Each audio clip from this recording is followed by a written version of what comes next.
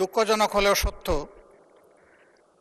বিরোধী দলের যৌক্তিক বাধা সত্ত্বেও যে কয়টি গণবিরোধী বিল আজকে পাশ হয়েছে, আমরা তার দায় নিতে চাই না। এই জন্য আমরা এখন সংসদ থেকে ওয়াক আউট করছি।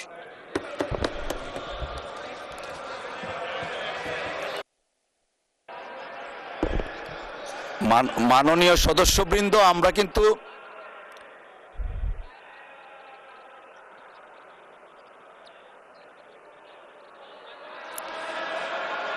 যাচ্ছেন না, আপনারা আসছেন।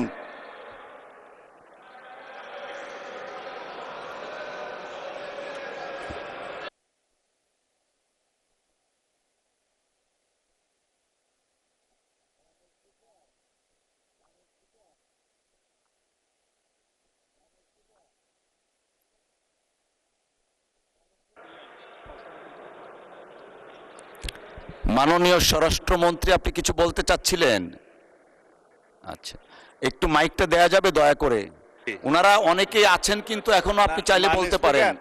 আমি ধন্যবাদ জানানোর জন্য উঠছি।